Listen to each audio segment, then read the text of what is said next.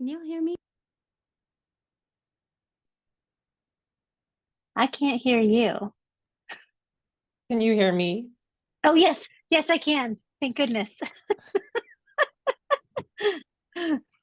Like, oh no, please don't give me tech problems. I just can't deal with that today. It's hot, it's smoky. I just can't. Oh, we're good. We can hear. Ah, phew. Hey, Lily, how you doing?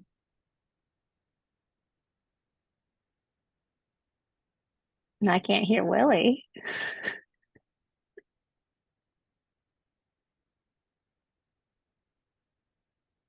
I think you're having speaker problems, Willie, believe it or not. Can you hear me now? Yes, there you are. I had my YouTube hooked up, but good. So you're smoky and hot out there, huh? Yeah, we've got fires kind of all around us. So Right. unfortunately, no matter which way the wind blows, we get somebody's fire. Like there's nothing really close to me, but it's summer in Central Oregon. Yeah. I get to see you in not too long at the shared kitchen Uh, workshop. okay. Oh, okay. I sent you an email. I sent you the if you're getting this email, you're Oh, in. did you? I Okay. did. All right. I did. And hopefully you've done a survey and all kinds of things. Yeah. Oh, yes. Okay. Now I know what you're talking about. Yeah. Okay. Yeah. Okay. It's like I know you're in that on that list. Yeah. I'm excited because I get to see so many folks that I don't get to see very often. Let's see who we got here. We've got a really small group, which I was afraid of. It's summer and we tend to dwindle a little bit in summer. But we're going to start out with Tanya would like to talk to all of you about a program called Know Your Cost to Grow, which I know we've talked about a little bit in this group.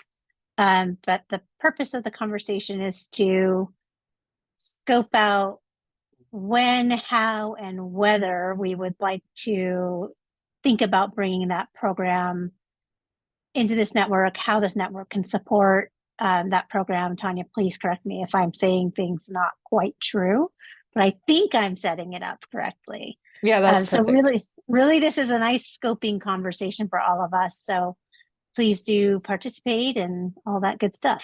Oh gosh, it's good to see everybody. Kim and Andy and Sherry and everybody. I probably won't be able to keep putting the agenda in the chat once I start talking, so it's there up to this point. But Sydney, if you can keep pasting it a few more times. Should we get started? Let's go ahead and do it. Okay, I do have some slides, which mostly I thought could be helpful for folks that are visual. So I'll put them up just to kind of, and it'll probably guide me a little bit. There's not too many, but let's see if I've got this right. So yeah, that was a great setup, Sydney. I think you can see my screen.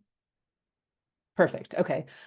So I just wanted to have a conversation about, like Sydney said, kind of what role the hubs could play in supporting farmers with a program called Know Your Cost to Grow. And this is just a little bit of sort of like the why and my logic here. And so, I think I've heard at a few of the meetings that you've had, that I've been able to join, the interest in kind of being able to pay farmers prices that support the farms and keep them in business. And those prices obviously need to cover a farm's cost of production for the specific, crop or product that you're talking about. And often in my experience, and I'm guessing some of you have seen this, diversified vegetable farmers in particular often don't know their cost of production for their specific crops. And so the Know Your Cost to Grow program was really developed specifically to support farmers and specifically for diversified vegetable farmers with doing the kind of cost analysis so that they can come up with that number of like, what do I need to charge to cover my basic cost of production? And there's more to pricing than that, but that's really a baseline that if they're not covering that, there's some issues for them in terms of their business model. And obviously that kind of connects with your business model when you're sourcing from them and relying from them and really about supporting them. And so with that, one of the things I've seen with running this program a lot of different ways is that, the program technically could be done by a farmer completely independently. But the reality is that farmers really benefit from having some support and accountability going through this process. And so that's kind of where we wanted to start from in terms of the role that you all could potentially play in supporting farmers with accessing this program. Before I kind of move on to kind of giving a little, so I want to give a little background about the program and give you a little more of a sense of like what it looks like. Some of you may have at some point even, like experienced it or heard from farmers who have, and it's developed in a few different, it's been in constant development. And so I just want to make sure you know kind of what the current state of it is. And then again, get a little more of an idea of like, what would it look like to support you in terms of like, what is it? And then we can kind of move into more of a conversation, I'm hoping, around like how people see this fitting in or not fitting in. So any questions before I move forward? I know the chat, I see some things in the chat, but I can't actually see the chat. So Sydney, will you interrupt me if there's a question? Yep. Okay. It's right now we're just batting around introductions and the agenda. So don't worry, Okay, great. I'll holler at you. Perfect. I'll move forward. So just a little background. Mostly I'm going to share this so that, again, you just have some of this really big picture context. So this program has actually been in development since 2014, so a really long time. And it was developed through a partnership between Oregon Tilth, where I was working for about 9 years, and the Oregon State University's Center for Small Farms and Community Food Systems. So that's really like where it was born. And I have continued to try to support this program since I've moved into this new role with the Regional Food Business Center. And the program is very specifically, like I said, for diversified vegetable farmers. So some of the things apply to like so if people are doing livestock, but it's really tailored to that audience. And so if you're working with other producers of other agricultural products, we would need to talk about another kind of format to support them with costing. They also might need that support. Another kind of key thing to think about when you're thinking about farmers who would be ready for this that you are buying from, would be them actually having fairly established production systems. And I would say that the best test for this is if you asked a farmer, how do you grow carrots? And they say, I have no idea yet, then they're probably not ready for this. If you ask them that question and they're like, well, sometimes I do this and sometimes I do this, and it changes depending on the season, that's fine. So it doesn't have to be that they have it perfectly worked out, but they do kind of have to be able to identify their different production steps. And so I think that's really a better gauge than me telling you they need to have been in operation for 3 years, because some people at 3 years are still like, I'm just totally figuring it out. And some people come into their operation with tons of experience, and so that they would be ready. So that's a really good gauge. The other kind of big picture piece is that this program actually kind of bookends and spans the growing season. So it has 3 different parts. The first part has formerly been called Record It, and I'll tell you in a moment about a little change to that. And that's all about really what I would call pre-season setup. And so this is, in my mind, the most critical part of the work, where they really need to start to figure out what kind of records they're going to need to keep in the season to be able to do an analysis of their costs for one crop, and that's the best starting point.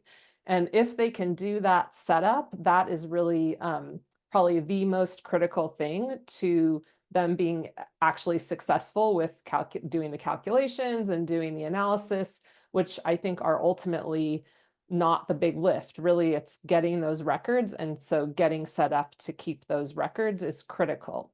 Once that happens and they're all set up, and ideally that happens in, say, anywhere between like December through February, depending where you are, like maybe could push it into March, probably not April, because then they won't want to talk to you as much, or at least me.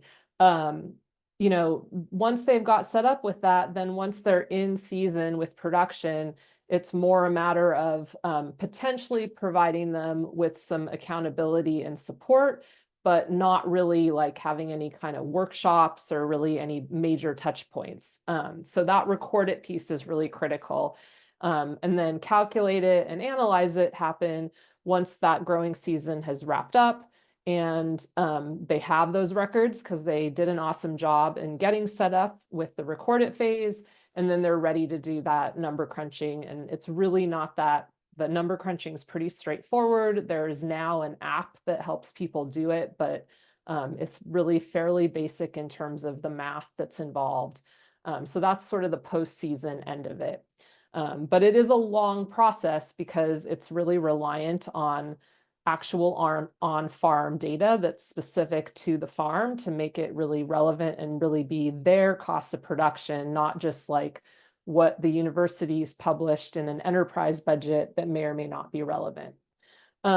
What I have learned from offering this program in a lot of different formats over time is that that record it piece has needed to be, I'll just say like more accessible. So this winter and spring, I spent a bunch of time trying to modify that record it piece and create a new curriculum, which is just a simpler version of that record it piece, which I know at least I think Jude is here, has seen a little bit of the record it piece. So there's a way different version. And that version is called, oh, look, I have a silly animation, Getting Started with Crop Specific Costing. So it's basically still the record it module, but it's in a different format. And that's the format that I was sort of envisioning that if there is interest, you all could potentially play a role in essentially guiding farmers through. So I'm going to give you a little more nuts and bolts of like what this is. And so you can again, like picture what that would look like. So this newer curriculum, the Getting Started curriculum, which again would happen in the preseason, meaning the winter, is focused on helping folks get set up to keep the records. And it is a 6-module curriculum, so 6 different parts. And every one of those modules has its own very clear learning outcomes. And then most importantly, has a set of very short, meaning I think there's one that's 4 minutes, but everything else is 3 minutes or less, very short instructional videos. And those videos essentially house the content. So as someone who's supporting and guiding farmers through this, you don't need to be the expert on this process. I would see you all as sort of like the guide that's like walking down the path with folks and like keeping them moving down the path. And again, providing that accountability and really, in my mind, like holding the space, because often it takes at least me like that sort of structure to like move through a process. So the instructional videos really hold that content. And then after each video, there's what's called here a learning activity, but really those activities are the steps to get set up to do the record keeping. So it's really a very much of an applied curriculum. It's not about just like, here's some concepts about cost of production analysis. It is actually walking them through the process of doing it. So that's really the, what the curriculum looks like, again, is like these videos with some activities, and the videos are short. I'll give you a quick overview of like what's in those videos. So it kind of starts out, the first one talks about like, why are we even looking at crop specific cost of production? Why does that matter? The second one is focused on kind of some of the attitudes and feelings that people have about doing this in the first place that can often be like maybe not as positive, and some roadblocks that would kind of keep people from moving forward. So really just gets into like naming those and acknowledging those and thinking about not changing them as much as like adding other perspectives to them. And then from there, we kind of move into starting to really identify like, what do we mean when we talk about cost of production? Like, what are we actually measuring? Which ultimately is going to come down to like the labor and materials that go into a crop. And then we get into like, okay, how do you go about measuring that labor and recording that labor? And then there are two sections, one on estimating machinery costs, which is easier than it sounds, because estimating is the key word, and also estimating supply and materials. So things like seed and amendments and other inputs that folks might use. And that's really where that line ends of like, okay, like get to that point. People at the end of that 6th module are ideally set up to take some records during the production season. And then again, they would circle back to the calculate it and analyze it modules at the end of the growing season. And that piece I would be leading and supporting, with you potentially just playing a coordination role. And there's a lot of things, there's still things to work out about this. That wouldn't happen until essentially the fall of 2025. So just to give you an idea of like where those 7 and 8 would fall. I'm going to pause for a second just to see if anyone has any questions before I kind of move into a little bit more about one of the modules as an example. Lindsay, I see you. Where does land and other kind of overhead costs like that come in for the cost of production?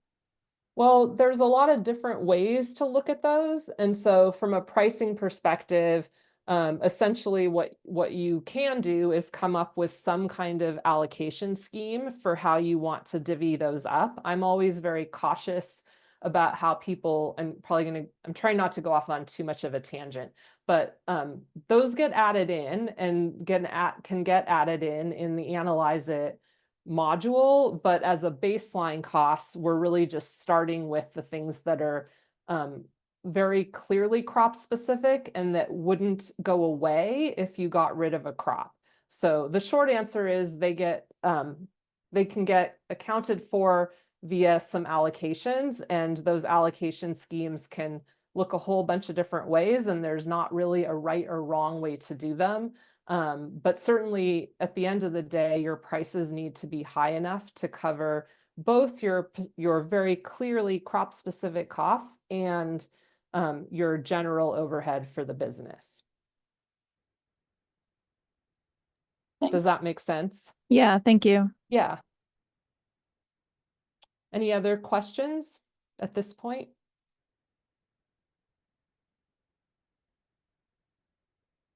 All right, I'll keep moving.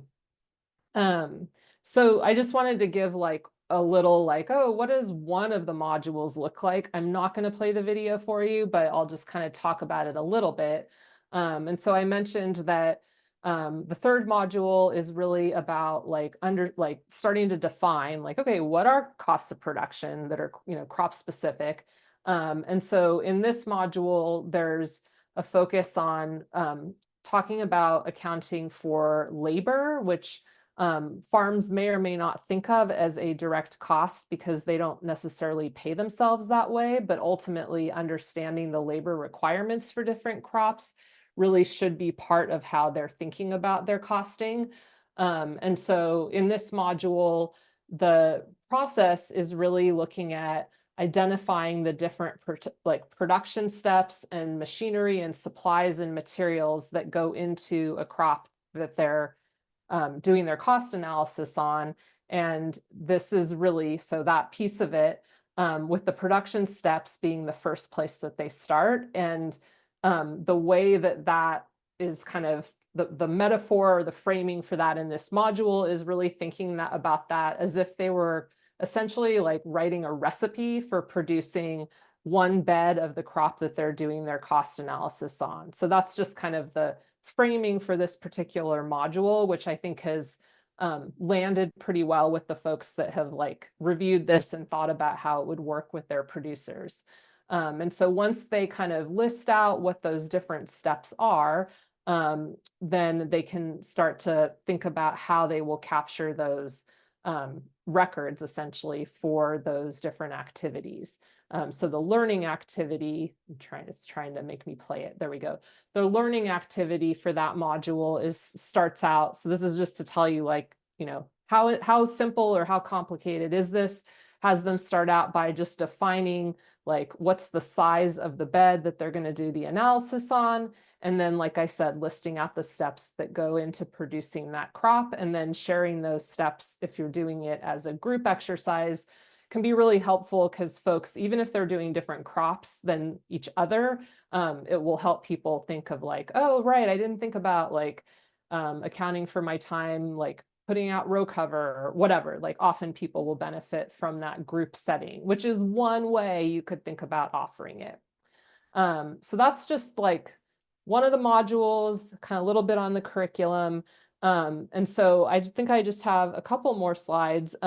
So just a little more thought on like, how might it look for you to deliver this program? And this slide is actually from a presentation I gave. So it has some ideas that may not be relevant for this group. Like, I don't know for how many of you a in-person workshop would make sense if you brought your producers together to do that.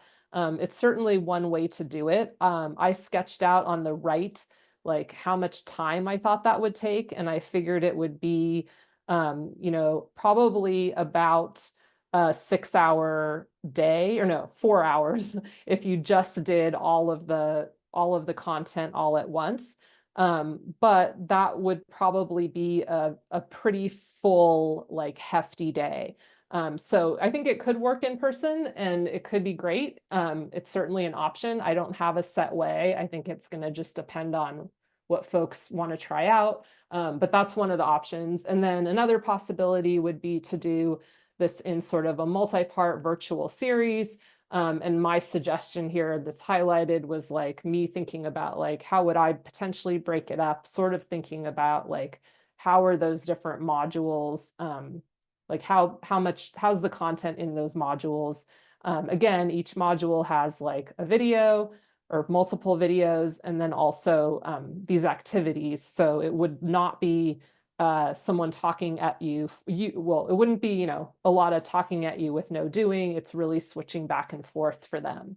The third option on here would be doing it more as in like a one-on-one format, which again, like that might not work for any of you, but certainly if, you know, you were like, I want to try this out with one producer and that seemed like a good way to go, that's also a possibility. So this is just kind of an overview of some of those ideas. And again, like I just kind of sketched out there the video playtime in total, and then added a little bit of time for like how long it would take with the learning activities. And that's how I came up with the 280 minutes all together, just to like give some idea of like, what are we talking about here? So I think my last kind of slide was just to like think about what I would imagine the activities would be for any of you if you were going to be a facilitator of the program. I think it would make sense, and I haven't totally planned this all out because this is really you know, my first conversation with folks, at least specifically in the hub network, around what could this look like. So I would imagine doing some kind of orientation for all of you, just to give you a little more grounding in the actual curriculum. Again, I don't think you need to be experts.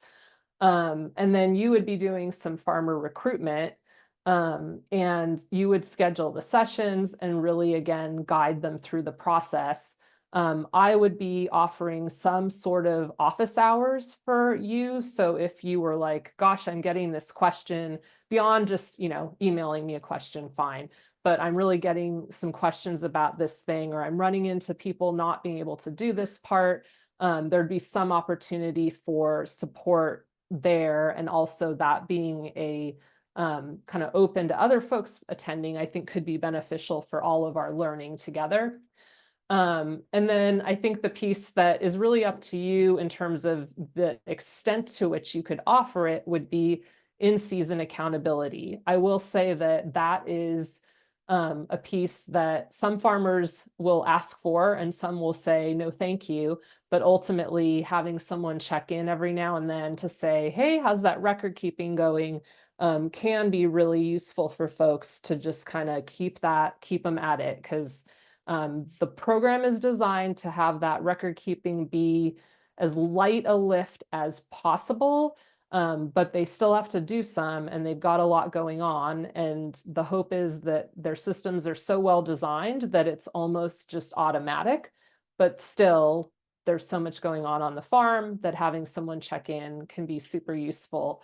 I think that could also be designed to be peer-to-peer. So if your hub has, say, 3 farmers that are doing this, perhaps those 3 farmers are providing each other with that accountability, and so you're not adding that to your plate. So there's nothing set there in terms of what that looks like.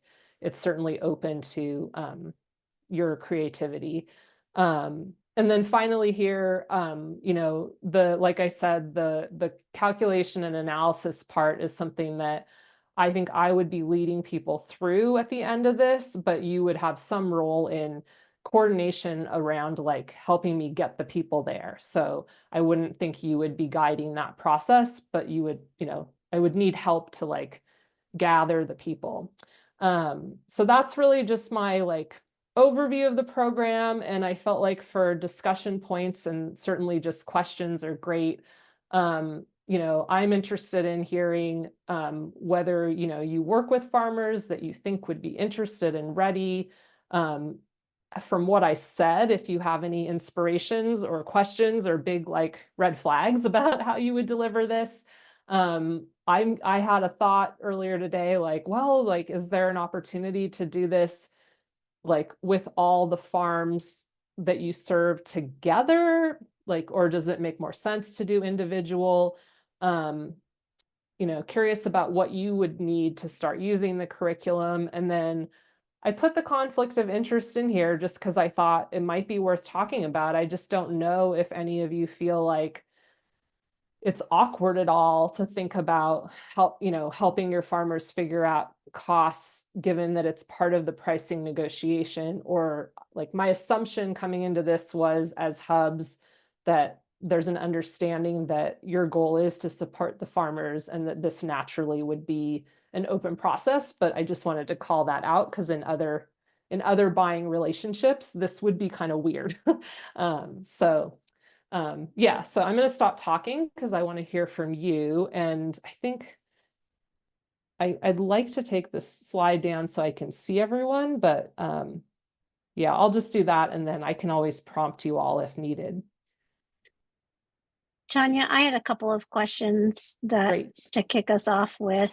And Christy has touched on, a stipend question, which I answered in the chat. My 2 questions are, do you have a sense of how many hours, how much work would it be to be in that facilitator role?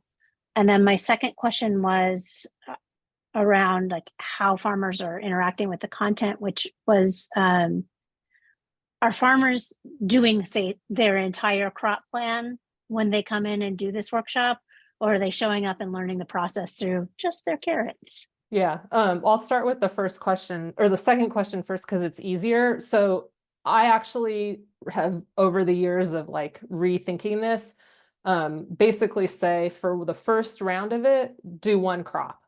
The program is really designed with the intention to make it as easy as possible to get to all your crops as soon as possible, because ultimately, if you're doing that mix, and this kind of goes back to Lindsay's question about overheads, it's really actually quite helpful to know all your crops, but I would say that is like that's at least a year 2 thing, and it might be year 3. I did work with a farm a few years ago. She's in Hawaii. She's probably in year 5 of her farm business, out of an incubator program, and she did her analysis of 25 to 30 crops in her 2nd year. So it was cool to see a farm that wasn't 20 years into their business totally did it. So I really believe that it is doable. But yes, 1 crop to start. And then in terms of hours, I probably need to sketch it out a little bit more, but I'm just going to guess like, so there's like the, say, 4 hours of like in session time that I did kind of clearly account for, and maybe we should bump that up to 5 to like buffer it. And outside of that, really it's, you know, it's really about the coordination piece of like the recruiting and the hours. So I would say, if I were going to be not super, you know, not buffering it a ton, I'd probably say 10 hours. You know, maybe more like 15 if it was like, if you know you have producers who are going to like come to you with a ton of questions. I could see it maybe taking more time on the first round, and it sort of depends on your systems for like workshop coordination, because really that's what, you know, a lot of that work that it's a little harder for me to predict would be. So I think that's a reasonable estimate. Thank you. We've got a couple of hands, and I don't know who had their hand up first between Aaron and Andy, but I think Aaron might have. Hey, I don't really remember my specific question, but I would love to do this with my high school farm. Like we have a high school learning farm, and this is kind of perfect for them. So do you think that's something that could happen? But I would also do it as a, like we're a nonprofit, so I definitely don't think the conflict of interest thing would be an issue. And we kind of do this with farms already and like help them through, but we have never had like an official thing. But like when one farm's selling cucumbers 2 for $1 and everyone else is selling them for $1 a piece, I'm like, hey, not only are you undercutting everyone, you're also not making the right amount of money. So let's look at like your inputs and outputs.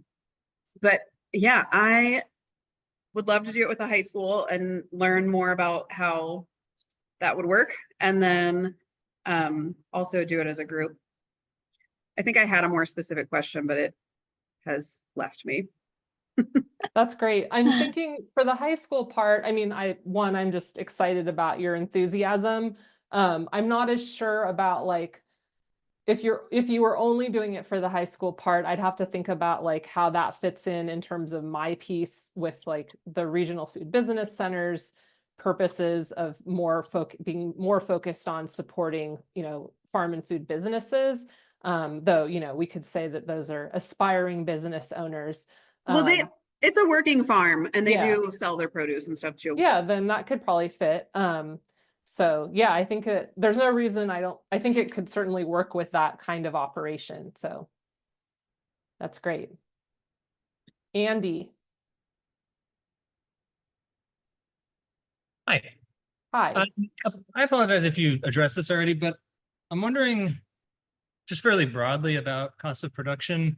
Would transportation be considered kind of a base level cost of production, or is that added another layer of complexity? And the reason I ask is because we have several growers who seem to arrive at their prices a little bit haphazardly. And then they get to the point where they don't have the means to get it to the market. And we're right in the midst of this partnership with a local carrier, North Coast Commons, and we're actually paying the transportation fee to participating producers. And what I'm trying to do is get the word out about that, but then also once this subsidy runs out in a few months, is to create some sort of educational framework whereby growers can actually assess the cost of production and then see that, you know, this $10 fee to get their food onto the van is actually gaining them a lot more in terms of revenue, and have it down on paper, because so far it's been a one-on-one conversation, and I just love to dig into it more. And I'm wondering if transportation would kind of fit the bill here. So like formally in the process of Know Your Cost to Grow, because you're really trying to look at crop specific costs. It doesn't factor in the marketing costs because they're shared, right? Like, unless you were just growing potatoes and putting them on the truck, it's this shared cost. And so it's not embedded into the system as it is, but I would say that adding that on wouldn't be a big, like, just doing the math to look at adding that on would be easy enough to do at the end of it. And having the production costs is usually the thing that people don't have and is harder to get to. So I think the answer is like, yes, it fits in. It's just not like directly built into this process, but it's sort of, to me, like the next step for it. I did some work early on that was actually where I kind of got some of the ideas for how this whole process was designed, using a tool called the Market Channel Assessment Tool, that really just looks at, like, when I say marketing here, I'm talking about selling and distribution costs. So like the things that you guys are doing, but like, you know, putting that on the farm, right? And then the transportation is part of that. And I think that's super important, like a super important piece of the puzzle, obviously, with all the work that you guys do. And I think that if a farm just looks at that and they're not looking at their product costs, then they're essentially, they don't know their COGS. Like that's a problem, right? So yes, I think we can include it, and it's just would be like an add-on that wouldn't be hard to do. Thank you. Yeah, Andy, it seems like it would be like Tanya's already built out this program around COGS, that it'd be really easy for, as part of your, you know, your farmer support programs, to then extend out this idea of like all of these other costs that you could plan on building, that if you were to facilitate this kind of workshop, that you could also facilitate those additional pieces. Sure. Thank you. We had one from Christy Athens, which was, if it's possible to refer farmers without serving as the facilitator, because of capacity issues within the hub. And I don't know the answer to that offhand. Tanya, are you running any of these right? Last fall, you ran a session of these. Yeah, so I'm trying to explore, given like my shift in position and my capacity, like I have a couple of thoughts, and like one is how can we get more people involved as facilitators, partly just to like get more people doing it, because I can only support so many people. So last winter I supported a fully virtual version of this with 75 farmers from around the country. And I've modified it quite a bit since then to make it more accessible. But I don't think that model, I think it's going to go better with sort of a more direct hands-on approach, in terms of meaning more relationship based, where you're working with folks that you know and can keep a little more touch with them. That said, I am looking for other folks in Oregon to be facilitators and exploring that. So Christy, I think there could be some opportunity to refer people. So if anyone else who's like, this seems great, my producers totally could benefit from this, but I can't take it on. I think that, you know, I still want to know that from you. And I actually put together a quick survey just to like gauge where people are. So when we wrap up our conversation, or it could be at the end of today, but I'll give you all the link for that. So you can just tell me, like, you know, based on what I heard today, like, sign me up, count me out, or I'm in the middle and here's what I need. Here's what I would want in terms of more information. So all of those things will be helpful just to kind of know where folks are at. Thank you. That's helpful, Tanya. For other folks, I have a feeling that all of you are like, yeah, my farmers could totally use this. And also many of you are probably, yeah, we don't have capacity. I don't know where this fits in our programs. Does this fit in our programs? So I'd like to pull out a discussion about if I'm incorrect that now your farmers don't need it and you're not actually interested in having this delivered in your region, let me know. But if I'm correct in that assumption, can we talk a little bit about what would make it real for you for your hub to potentially deliver this? Do you have the staffing that could do it? Does it fit in with your existing programming in some way? Is it truly just a stipending issue? Like, what are the hiccups with making this happen in your regions? Cindy, can I reply? Tanya, I think first and foremost, I have two questions. One is, who is it a proprietary content, or is it open, just kind of generalization? Because I heard the university was kind of a piece of that. So is it proprietary? It's not proprietary in terms of like, there's not a cost to use it, and it's co-owned by Oregon's TILT and OSU. Okay. But fine. where I feel like my like what I want to make sure of is that when people do use it, that they do have the support that they need to use it correctly, because I think there's some room for misunderstanding. And what I don't want people to do is use it and like lead them to a point of making poor decisions.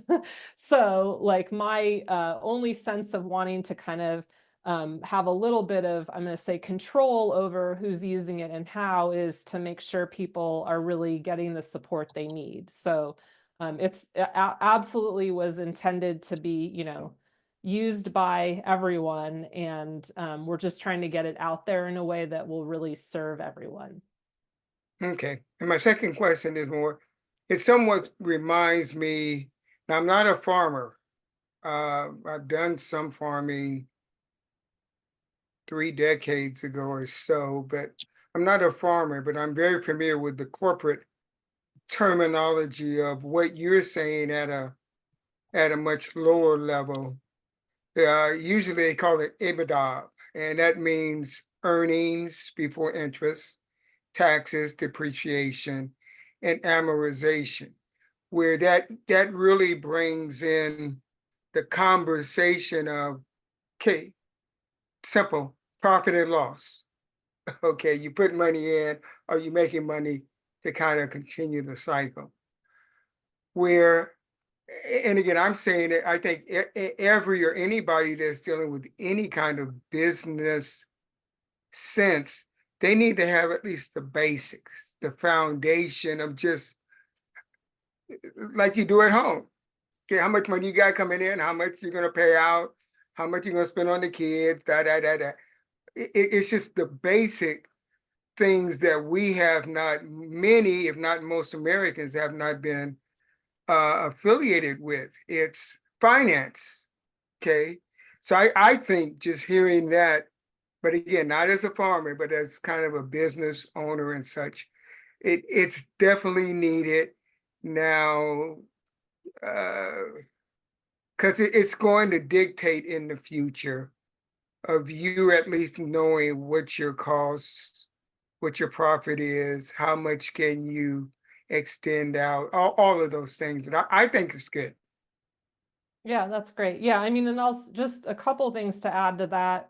You know, this doesn't get into things like what you referred to, like EBITDA and whatnot, because that's tends to be more of a external reporting metric. And I think what's Right. really important about this is like, this is all based on something called managerial accounting, which maybe sounds like, ugh, but really it's about, you know, accounting and costing for decision making, and comes down to like cost benefit analysis. Like Right. the expression is the juice worth the squeeze, right? Right. And so I've really tried to make this more and more like just relatable. There is a little bit of terminology in here, which is just important for understanding some concepts, but you know, I think the goal is to like get farmers to like use it and apply it for their own business decisions, pricing being one, and then also things like, is this even worth producing? And, or, you know, should I change my production systems? And are there things I could do with my systems that would make this crop actually pencil out better? So yes to all that you said. Let's see. I see Delaney has a question in the chat, and then Carrie, your hand is up. So Delaney is asking about convincing farmers it's worth their time. And I'm just smiling because I feel like in some ways it's one of the challenges, because I can't promise anyone that like they're going to do this and they're going to get some, guaranteed profit or whatever that is. But I do have a few like sort of, I don't know, testimonial-ish products that I can share. And I would say that in my experience, I don't have 100 farmers that have gone through the program and said, I did this and it changed everything. I have a handful. I think it just needs that mass of people to like get through it and do it. I also have felt like the motivation for a lot of folks hasn't been like, usually I see folks that are super motivated, and then it's just trying to get them to like, again, get set up well enough in the beginning of the season that they can kind of get through to the end and have that small success with, and that's why we start with one crop, because I think when you can make it through one, you can really see that it can go further. Delaney, did you want to add anything to your question? No, I just wondered what your experience was with that, because I feel like with being in Klamath with a lot of our smaller farms, this would be obviously super helpful for them, but they have limited staff and capacity and time. Obviously the off season is a lot easier for them. So just wondering if you had any selling points we could talk about. Yeah, and I can share those materials with all of you, before or when you're, doing outreach. And I also think that, and Carrie maybe will chime in here because I know you've dabbled in this, but that the actual in-season work, if you do that setup well, it's really not that big of a time commitment during the season. Because the goal is really to like integrate the record keeping in a way that it's like really going to just be like writing down two numbers. So if it's well set up, it doesn't have to be a big effort. Carrie. Yeah, thanks. Yeah, so I've been through the program with Tanya from start to finish, and I did focus on one crop, and I'm very glad I did, because I think that's just a really solid place to start. I can tell you my time investment probably was, as a farmer, I spent more time with Tanya on the phone than I actually did recording data and time trials. And my initiative with was to become a train-the-trainer kind of thing for my farmers. Now, in saying that, I'm having a hard time getting my producers to buy into it. And I think that some criteria would be helpful to find a good fit, because I agree, you need to find someone who's experienced with a crop enough to know like what steps they're going to follow to start the process. If you go with a brand new farmer that hasn't grown a crop before, it's not going to be useful to them. But then you have the flip side, where you have people who have grown the same crop for 10, 15 years, and they don't really want to do it any differently. And yet we have all the same issues with pricing with all of those different producers at different scales and different levels of experience. So I kind of just feel like from a marketing perspective and recruiting producers, there needs to be like 3 to 5 questions, like, are you struggling with farm accounting? Do you know what your cost is? And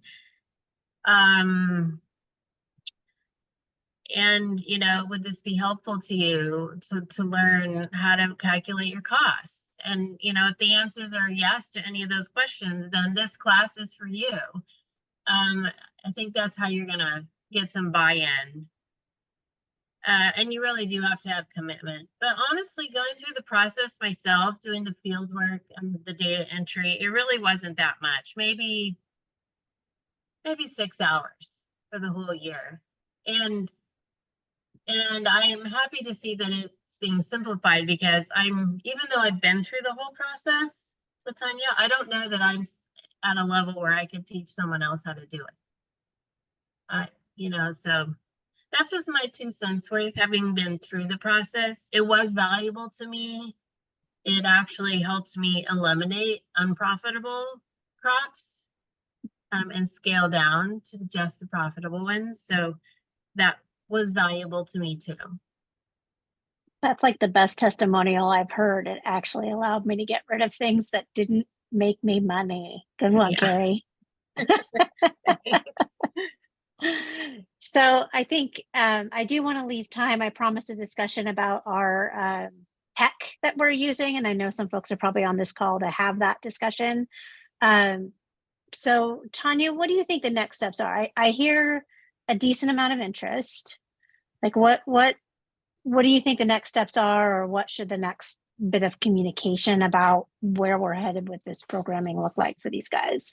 Well, I put together a survey so that I would get kind of more individual feedback on, again, where folks are at. And so I can wait maybe till the end of the conversation to put that in the chat, and then we can repost it in the follow-up email to this. And so if folks just could respond to that, I think hearing, who is kind of like interested or like count me in, would be useful. And then I can follow up with those people about like maybe proposing a little bit of a timeline based on your answers. Cause I do ask you in that survey a little bit more about like, how many people do you think? And so you can ask questions back. My goal would be to think about, having something starting, I'm going to say like by December. Again, it could be January and it can be up to you, but like just to give you some idea of a time frame, like if you wait till into the spring, it's getting too late, and you probably, if you're going to do a series, would want to do it over the course of like say 3 weeks. So it wouldn't, at least you'd want to space it, or even more. So look for the survey link for me, and then depending on your response, I will follow up with folks and sort of gather those folks to figure out next steps more specifically. And I've taken some notes on just the need for like recruitment material, which I would happily provide you with. Does that sound good? Yeah, and I want to add for those of you who are like, yeah, I think I really would love to do this, and I don't have a program that can pay for the staff time right now. Don't let that stop you from participating with this preliminary part. I haven't looked at what the Food Hub budget, the Food Hub Network's budget really looks like. If there's really strong interest, there might be some budget available for it. I'm not saying there is, and I'm not saying it's huge. We might be able to offer some support through the network to pay for the staff time to deliver this program. So don't get scared off on it just yet, from just because of staff time. And if not this year, then, and we really want to do this as a network and we really want to invest in this, we can certainly look for some funding for it if we need to go shopping around. So please, see the process through with Tanya on figuring out what it could actually look like. Yeah, that's great. Thank you, Sydney. And thanks everyone for your interest today. Yeah, I would be excited to see some of you get this out on the ground. I think it could be a really, really valuable thing for your folks that you're working with. All right. Thank you, Tanya. Yeah. Technology. So this is just an open forum. I'd like to hear, we've had a lot of questions about what are you using? Why did you make that choice? What's good about it? What sucks about it? I can't remember who threw the question out in the first place. It might have been you, Delaney. I'm not certain, but I know we have local food market. Oh, Aaron Mabel. We have local food marketplace folks on this call. I know that Christy is using Gray's Cart. There's different folks are using different things for different reasons. I know we have at least one person who uses Shopify. So Aaron, if maybe you want to ask your specific question and what's the real detail that you're looking to try to understand? I can do that. I think the reason it came up is because we were looking at local line and they have an option to check that you're accepting SNAP or that you're paying with SNAP, but they can't accept SNAP through their website. So the people would have to like come to our kitchen with their SNAP card and we would have to manually run it here. Whereas, what is it? Local Food Marketplace does accept SNAP, but the cost is like insanely high. And so just looking at like, does local line work for folks? Do you like local line and accepting SNAP on site? Because I think most of like right now, most of what we would be doing is people would be coming here to pick up anyway. So yeah, I see. Yeah, Klamath Grown uses local line. Delaney had a smile about that. Let's hear the dirt. Yeah, I did talk to local line too, and they're kind of pushy. So I'm curious to hear about that. Well, we have been having a lot of issues with local line. I will just say that. I think we initially had Local Food Marketplace, which Sarah is also here with me. She's about to hop on the call. But we initially were with Local Food Marketplace, and I think we changed because we just wanted to go with the smaller company that said they were kind of like more producer oriented, because we were initially like wanting our producers to have more agency on our platform. And I think ultimately it's kind of been more of a headache than it has been helpful for my experience. I'm not the market manager, but Sarah and I both work with John, and we know there's been just a lot of challenges with like limited features and us having to call them a lot and be like, can you add this to your site? Because it's not an option with a lot of different things we're trying to do. I guess the SNAP specific one, like, yeah, we right now, I feel like haven't really had an instance in using like SNAP online be a huge problem. Like, we don't have a ton of SNAP customers and most of them are willing to come in, but I do feel like that's something we're looking for in the future. So yeah, and we just started doing deliveries. So that's something we're thinking about. Like, we have funding to offer free delivery for SNAP customers, but we don't have a way to take their card when we deliver to their house. So we're having this like weird trying to figure out how we would get their information if we do deliver to them. So yeah, I guess it depends on like what you're doing with your market and like what the future looks like for you guys. If you're going to be doing anything off site, like we also have started going to some community events selling goods, and that's been really challenging with not having, I don't know, being able to like easily take cards and information. They also don't have a good card reader, which is a huge issue for us because we have to manually enter all the information. And they did like release a card reader, but it's very problematic so far. So we have not been using it. We've just been manually entering information. But yeah, from my experience, I would just say local line is like not that user friendly of a platform. And I think it's a lot more complicated than it needs to be in a lot of ways. And I think it's just because they're a new company and are kind of like changing things as they hear feedback from people. But I think for us, we're kind of on the phone with them every week about something. So I would just say that. I don't know if you want to add anything, Sarah. Yeah, I guess I'll just come here. Hi. She's also here. Yeah, no, I agree with what Delaney said. I think because they are such a new platform, it is nice that they do take our feedback a lot. I feel like one thing they didn't have for a long time was discount codes, which was an issue for us. And so we asked them about it and they made it happen. So there's certain things that we ask them to do and I feel like their support people are very responsive, which is great. And they're constantly adding new things to the platform as well. Like they just added subscriptions as an option, but sometimes it feels like with certain things, they're just several steps behind. And other platforms like Local Food Marketplace might already have those things set up. And yeah, I know they do allow like someone mentioned, to upload, farmers can upload their own products, but we upload their products for them. So we didn't need to use that aspect of it, but that could be nice if that is something you're considering doing. But I think local food marketplace might have that I was gonna ability say, too. do they have that too? Yeah. I'm not sure. So, I'm pretty sure they do. I'm pretty sure that's what Kiara does, and that's what Food Web does as well. Yeah. Christy, you have Gray's Cart. Do you want to talk about why you chose Gray's Cart over?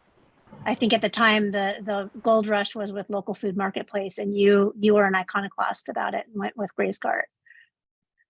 Well, originally I went with local food marketplace, and I watched a million videos and webinars, and it was a hard decision. And some of my farmers used different platforms. With local food marketplace, they have a setup fee, which is 4 years ago was like $600,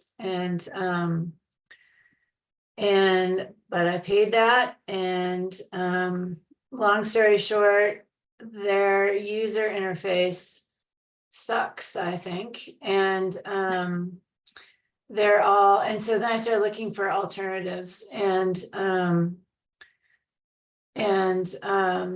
so I settled on Gray's Cart because the user interface was so much better, and I at the time you could still talk to the owner of the company. They've since sold to another company, and everyone's a little nervous about that, but so far I haven't had any issues. That remains to be seen how that all plays out. But they were bought by Point of Sale Nation, called POS Nation, which is a crack up to me.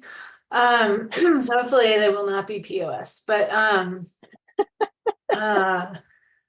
at local food marketplace was changing their how they charge you. Sorry, I don't know what's going on. And they wanted to charge me per vendor instead of how much money I make. And so my monthly rate was going to go from like $120 to like $1,000. It was outrageous. And maybe I'm sure they've ratcheted that back because I was so outrageous. And they give, they're like, well, we'll give you 6 months and then we can talk about it. And I'm like, I will not be here in 6 months, I guarantee you. So anyway, it was a huge pain at the time I had 200 products and I had to move them all over one by one. Now I have back and like 1,500 products, and I'm kind of stuck where I am. So hopefully Gray's Cart will continue to be awesome, but they're great. They, however, haven't had any interest in doing Snap. The new people might with their POSs. I don't know. So I have a mobile Snap card reader. So that runs off an app on my phone. So you could look into that. It works with Total Pay Go. What else can I say about it? It was just, it's a better looking site, the Gray's Cart sites, way easier to deal with. Oh, and the owner, that's what I was bringing that up. At the time you could talk to the owner, and I was like, why are these sites so different, and why? And he was like, local food marketplace is great, but it was designed by computer designers, and Gray's Cart was designed by farmers, so they have the customer's experience more in mind, I feel, than local food marketplace. Hey, Sydney, real quick. I'm sitting here smiling, listening to the last 4 women and saying, why haven't, quote, you guys, or why haven't we created our own based on the needs that you are having? Because I'm pretty sure it's not just limited or relegated to the Pacific Northwest. It's probably across the country, especially with SNAP. Okay, that's the government. So, but that might be something you want to think about, because I'm listening to some of the issues like, okay, you guys are mothers against drunk, all that, saying, let's do something about it. Willie just turned us into software developers, I think. Well, no, I mean, yeah, we got Intel, we have Tech Industries even though we have those that would, I believe, and I would point you in some directions that would say, is this possible? You know, but because the issues you're talking about is true. You know, yeah, they're true, but yeah. They are. I think, I mean, really what we're hearing is every piece of software has its particular problems and idiosyncrasies, and we'll get to, I want to have Carrie talk about Harvey too, because I think Carrie's using Harvey. But really, Aaron, like looking at what's my volume and who is really going to use this website. I know some folks are using Local Food Marketplace, and Local Food Marketplace really does have a really clunky user experience. It has really good back-end reporting, and you can do a lot of other things with it that people really like. And the hubs that are doing larger distributions or handling a large volume, I think, like Local Food Marketplace a lot, but it may or may not be appropriate for, you know, the scale at which you'll be selling food. It may be stupidly expensive for that. It may be stupidly clunky for your customers. You may spend a lot of time doing technical assistance with your customers or your farmers, making it possible for them to use your sites. So I think really drilling down into who's your folks, how are you really going to use it, will help you decide which devil to go with. Sounds like Local Line might not be your devil, though. That was not a very positive endorsement of Local Line. Carrie, are you using Harvey still? So I used Harvey for 4 years, and I guess when I was frustrated with Harvey, I started doing some pretty in-depth comparison and interviews of different systems. I think I looked at 13 different online marketplace platforms, and I feel confident in saying there is not a perfect platform. and they are all in a constant state of change. Like, they're always changing. So you have to figure out what your priorities are. I left Harvey. We just transitioned this year to Local Food Marketplace, but you know, you have to decide what's going to be important. Some will charge you by the number of distribution days you have. Some have centralized inventory, which can be very important if you're using a single sales platform for multiple producers. Some will charge by the number of producers you have. Some Harvey charged by gross sales. So as a small producer, a small food hub with, I did all the math, and it made sense for us to stay with Harvey as long as our gross sales were under $40,000. Once we exceeded that, it started to make sense for us to become more efficient and automate more of the processes that I was doing a lot of manual labor, especially entering all of the producers' inventory for them. And now in Local Food Marketplace, that's their responsibility. It's not mine anymore. So you have to just prioritize what's important and ask all the questions. And I would highly recommend asking for like a 2-week trial. And that's what I did with Local Food Marketplace. With Local Line. And I determined right away, like, they're not going to meet my needs. You know, I just did like a holiday gift card promotion with Local Line during my 2-week free trial. And I knew right away, like, oh, this isn't going to meet my needs. And some software platforms are open source and free, but they also, again, there's no guarantee it's going to be consistent. It's a constantly changing. And then you're going to want to ask questions about merchant fees too. Harvey charged 10%. They took 7% of my sales and 3% for merchant fees. And I thought that was a lot until I switched to Local Food Marketplace. And now I have to do all of that myself through a gateway platform, which is $25 a month, plus my merchant fee, which is another $3 to $6. and it varies. There's like 100 different variables that determine what rate you pay depending on the customer's type of credit card. And then you have to pull all your own reports. And so now I'm thinking like, well, that 10% from Harvey is looking kind of good now, because now I'm spending all this time calculating merchant fees. I Oh don't my know if God. I helped make your decision, but I mean, there's no perfect platform. There's no perfect answer. Carrie, that was really helpful. And thanks for bringing up merchant fees. Those are a real butt pain and they add up shockingly fast. Christy, what are your merchant fees? What are you using for merchant services? I was gonna say, aren't there, I mean, it's kind of unavoidable, like you're gonna pay no matter what. Gracecart works with payroll, no, sorry, that's my subscription. Gracecart works with. What is it called? I'll think of it in a minute, but you know, it's around the 30 cents plus 3%, whatever, you know, same as everything. I don't like merchant fees, but I don't see that being, I mean, 10%, that's, were you paying that in addition to an annual fee or a monthly fee?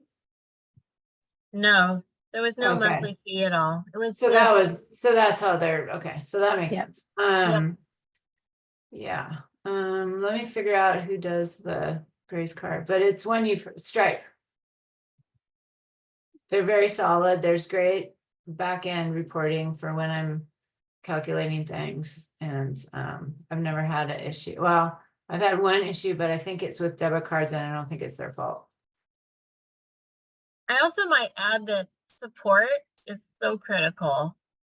Even though I've had my hiccups with local food marketplace, they are on my same time zone. My support team at Harvey was in East Coast time, so I never could get a hold of them when I needed them, and it was just constantly like filing trouble tickets and waiting for weeks to try and get resolution. I have really good experience with the local food marketplace support. They're very responsive. So that's important to ask too. There's one question from Delaney about the card reader for local food marketplace. I don't think And there then is one.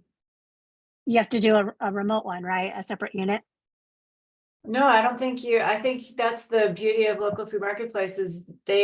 Shoppers can put their own card into their system, and you don't have to deal with the card or the PIN at all. I think that's the thing. Well, we have that too, but what about like we do a la carte items at our market pickup that people can buy there? I just use a Square. Use a Square? Yep. Just use a different system. Yep, I do. Patrick, I wanted to ask you, you brought up a particular one. What's it called? Forage. Oh yeah. Hi everybody. I work out in Rockwood and East Multnomah County, Gresham area with our sort of low barrier folks and Adam at Outgrowing Hunger. SNAP sales are really, really, really important to us.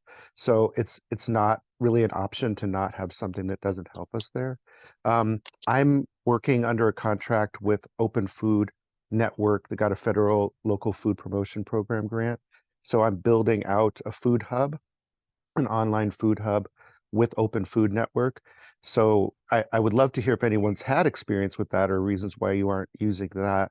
But to answer your question, in the process of looking for an online SNAP option, Open Food Network is looking at Forage, which, if I'm saying it right, provides online SNAP capacity for online sellers.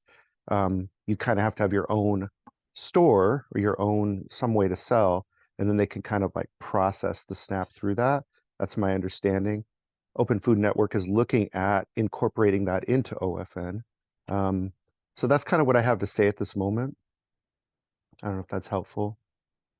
Yeah, that is helpful. And also, hi, welcome. I've never met you. I saw you on some of the last email chains and you dumped a lot of information that was really helpful on this particular topic. So hello and welcome. Thank you. Lindsay, can you talk a little bit? You have a perfect scenario that would be helpful to Klamath Grown. Can you talk a little bit about what you guys are doing? It looks like you really understand what the problems are with LFM and the cards and a la carte orders. It took me a long time, an embarrassingly long time, I must say, to figure out why our in-stock inventory was sometimes off, or was like always off by like 1 or 2 items every week. And it was more when we had like a busier in-person marketplace instead of being all the way out here in a kind of remote temporary location. But there are several reasons for that. One is like, so when someone orders online, the period ends the day before their pickup day. Once they have a pickup day, their pickup day is actually in the next period. And so when they are then adding to an order and you're checking them out, it does wonky things to the inventory if you're then removing products from the next period. It just does really wonky things with inventory. It doesn't track it appropriately. And there's also something in LFM called unlisted items. So you can have items that are listed for a period or for each sub period you're in. For those who are unfamiliar with LFM, a sub period is within your period. So you could have an ordering period, and that could be any type of sale that happens from, Wednesday night at 5 p.m. through, Tuesday the following week at 5 p.m. And then, so within that, you can have all your sub period for online orders, and online orders can then open, at, Wednesday at 5 p.m. and close for the week at Saturday at 11:59 p.m. so that farmers then are sent their pick list of exactly how much to harvest for these online orders on Sunday, for example. You can also have your walk-in ordering period, which opens and closes for extended dates. It could open at 8 a.m. when your marketplace opens on Wednesday and then close, the following Tuesday at 5 p.m. So you can have your walk-in sales, you can have your online ordering sales for customers, and then I have my third sub period be bulk ordering for restaurants. So those are the 3 sub periods I have. If you want more than 3 sub periods, you need to pay an extra $70 a month. So they also Does that help? Oh, sorry, I didn't mean to cut you off. No, go ahead. I was going to ask Delaney if that was helpful to her use case of how she's particularly needing to ring up. Yeah. Well, we're using the word a la carte, and there's probably 2 different kinds of a la carte sale. One is going to be a individual item pre-sale, and one of them is going to be a walk-up sale. Right. Yeah, I was wondering, like you were saying, because we have that with Local Line, like we decided to keep orders open until they're marked approved, which is like something you can select on Local Line.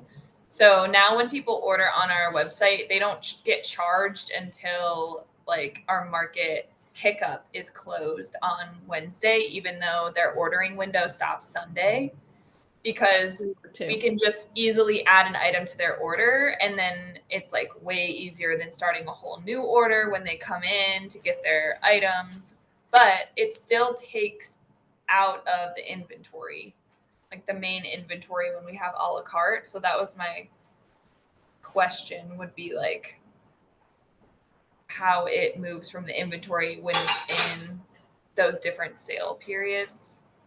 Yeah, for us, I don't know by sale period. So for us, it doesn't, if a customer has ordered something and confirmed their order, it doesn't matter whether they've paid for it or not, it's still removed from inventory. Because we also have it set up so that customers, their credit cards are processed once, they receive their products, so at the day following our distribution day.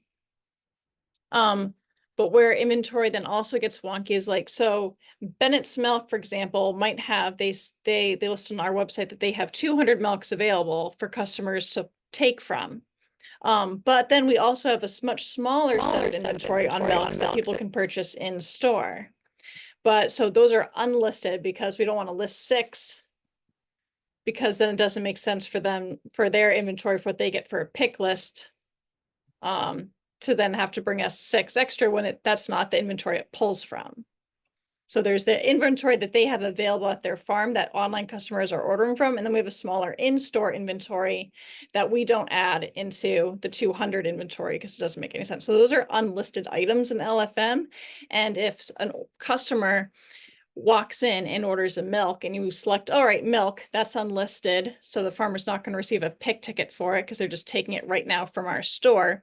And then let's say they also want a jam, and a jam is an inventoried product in the store, but the checkout person forgets to mark it as a period item instead of an unlisted item. It'll pull from an unlisted jam, and that jam is then not pulled from our inventory. So that we'll have more jams available online than are actually available. And then so if 6 customers order 5 jams, because our online system says, oh yeah, you still have 6 available because it pulled one from an unlisted source, that's also where it gets wonky. And I know this might seem a little bit like a brain dump, and it's hard to explain. I can't verbalize it really well, I think. So I'm sorry if I'm just confused. Making sense. I get it, because we have the same issues with local line. So maybe it's just across the board challenging for online platforms to also think about in-person pickup sales, because they're designed to be online. They're not designed to be like retail stores necessarily. So yeah, I spent a while including online with LFM support, and I agree with LFM support. LFM support is really great. They generally, unless it's the end of a business day, get back to me within 2 hours, unless it's a weekend or the end of a business day, which is really great. However, they've definitely confirmed that some things I want are not possible. Like, I would love to be able to list all the things that are available in our retail market online without the customers being able to buy, from our retail in-person market online. And that's just not possible. That really messes up your inventory, because it is possible to do that. I found like verbiage workarounds in all these different places in LFM to have it show to customers exactly how I want it.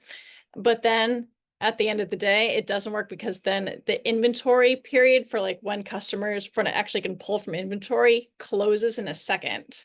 And so then actually is pulling from no inventory whatsoever. So it's not recording that any of your inventory is really pulled from. So you're making the sales, but it's not pulling from the inventory necessarily. I mean, occasionally it will, but not really. Because your ordering technology period is closed to prevent people from ordering online. So it's impossible to just have it show online and not have it be orderable. Christy says, Lindsay, are you giving me your nervous breakdown? I feel like I've had a nervous breakdown with LFM in the past. Carrie, you have a big question that's been hanging out for a while. I just wanted to, first of all, that's frightening that everything Lindsay said, it totally makes sense to me. I'm so sorry, it does.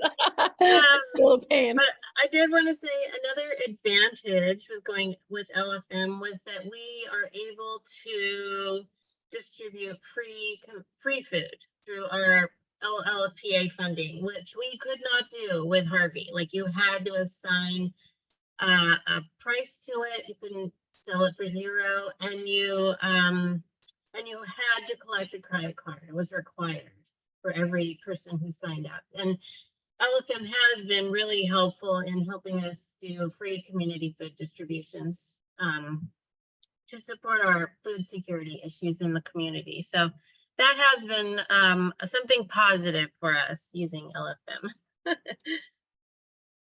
So Carrie, Square connects with LFM? No, I mean, no, we haven't been able to do that. We just use a separate account. You can only use Stripe. Here's a couple weird things. You can only use Stripe to pay your producers, and only if your producers have a Stripe account, but you can't run your sales through Stripe. We have not connected our LFM platform to Square, but Lindsay's saying you can. Yeah, we have it.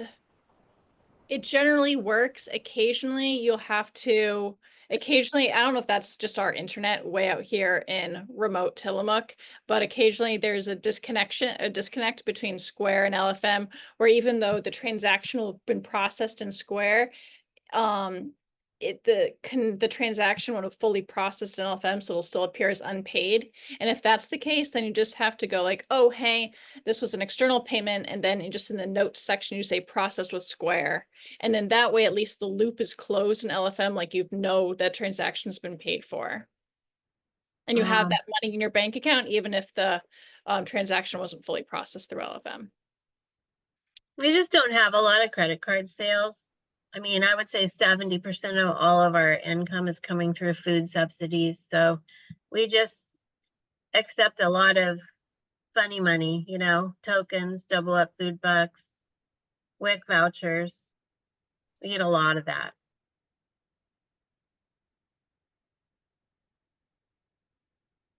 All right, you guys. We have 5 more minutes. Is there a last burning question or two about tech that we want to have, or any last other burning questions? Christy? Aaron had a question for me. Where is it? Oh, did I miss it? I'm sorry, Erin. Oh, that's okay. No, I'm just wondering, like ours, what we currently do, I mean, we're not like, we're just getting started, but people can buy single items, like a producer is selling flats of blackberries right now. So it's not necessarily a CSA, which sounds like what a lot of these do. Ours is like individual items that we were planning on doing, which I don't know if that's what you're calling a la carte, or if with a la carte you're talking about like you have your CSA box and then you want to add something. But ours is like, I mean, I'm just thinking like individual items that people can purchase and build their own cart. Yeah, And so my that's what I was business, asking you.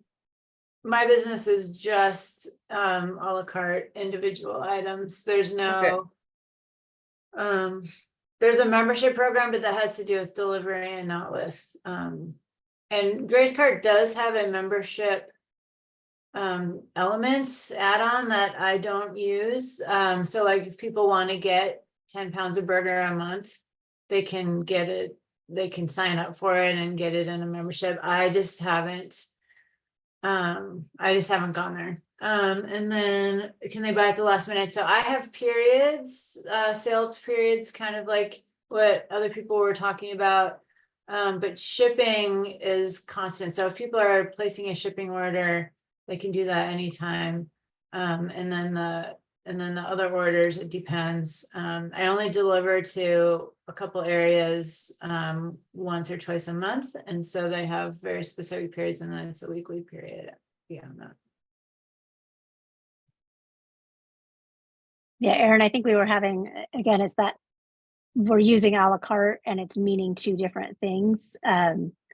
So in Delaney's case, what she was talking about, when they talk about an a la carte item, they were talking about sort of a walk-up sale, like at pickup, oh, there's all of these add-ons that they can add when they pick up their pre-ordered product. So what to do about that in-person walk-up sale that is not pre-ordered, that also connects with their inventory, if there's a need to connect it to inventory, which is a real question, Delaney, is there really a need to connect that to inventory because you're pre-buying that product and you're probably having to waste it out at the end of the day or the end of the next day. So it may or may not be an inventory issue. It's more of a cost issue.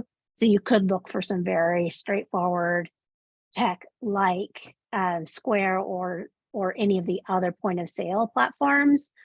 Look for the most inexpensive one that solves your needs, that drops the money in your bank account and you walk away. So it really just depends on like, how much tech do you really need to solve your particular business problem? Yeah, I also think for us, I feel like after this call, that makes so much more sense to just do it on a separate platform, because we don't need the inventory, but it actually is messing up our online market inventory, because when we record the sale on Local Line, someone bought 1 bag of lettuce at pickup, that takes 1 bag of lettuce off our online market, even though those things are not connected in any way. And that's the issue we're having, is like, how do we do this? Because people really are buying a lot more food when they come in and we have it available for them to add on. So we don't want to stop doing that, but it's messing up our inventory online. And then like our market manager has to go through and be like, change the inventory based on the sales we had that day in person. And that's just a lot of work. Yeah, We just no, do it that's as a separate ridiculous. transaction. Oh, sorry, Sydney. Oh, go ahead. We just do it as a separate transaction. So I just let them know, okay, do the way our system works, your card will be charged twice, once for your online order and then once for like the items you're picking up in and selecting to buy in person. And so that way, even if you're in two different ordering periods, their online order in one period versus their in-person order, that way it's pulling from the correct inventory for online and correct inventory for in-person, and their card is just charged twice. It's just two different transactions. Because unfortunately, the order date, you know, the date they start their order is not the same as like the date of entry. They're just two different things, and like they don't sync up properly. And then as long as you're not, and then if you just have that one online inventory system and they're buying items in person that are separate from their online inventory, you just have to make sure that you mark it as an unlisted product. I think if you're set up the same way we are. Yeah, that makes sense. Versus a listed versus like a product that falls under the sub period or period parameters. Just I don't know if we can do unlisted items with local line. I don't think that's like an option. So that's okay, why. so just be your separate, it would just be your next ordering window. It would just be a separate transaction in person from online. Delaney, can you have items hidden with inventory? I think so. Because you could just add it, you know, copy the item. So it's the same bag of lettuce, but this one is got 5 inventory and it's hidden. So it's not visible to your online customers, but it's still being counted. That might work. Yeah, definitely something to look at for sure. Yeah, you might be able to if adding another platform to do your point of sale stuff is not feasible or feels a little bit dumb because you're not really doing enough transactions to pay for yet another, you know, series of tech. Yeah. You could create like what Christy is saying, you know, items that are only for it's lettuce bag in person. And so it's impacting your lettuce bag in person inventory, which is not a real inventory. So you don't have to care about it. Totally.